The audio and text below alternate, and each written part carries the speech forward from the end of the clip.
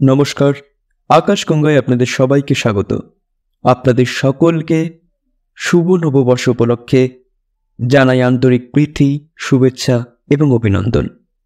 আজ প্রখ্যাত লেখক সুকুমার রায়ের একটি ছোট্ট কবিতা আপনাদের পরিবেশন করতে চলেছি। কবিতাটির নাম বর্ষ শেষ। কবিতা পাঠে আমি প্রীতম, সম্পাদনায় রিক।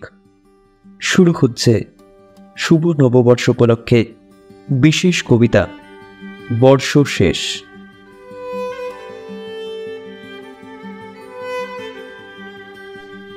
শুন রে আজব কথা, শুন বলি ভাই রে, বছরের আয়ু দেখ বেশি দিন নাই রে। ফেলে দিয়ে পুরাতন জীর্ণ এ খোলসে, নূতন বরস আসে কোথা হতে বলছে। কবে যে দিয়েছে চাবি জগতের যন্ত্রে, সেই দমে আজও চলে না জানি কি মন্ত্রে। পাকে পাকে দিন রাত ফিরে আসে বারবার, ফিরে আসে মাস ঋতু, এ কেমন কারবার। কোথা আসে কোথা যায় নাহি কোনো উদ্দেশ, হেসে খেলে ভেসে যায় কত দূর দূর দেশ।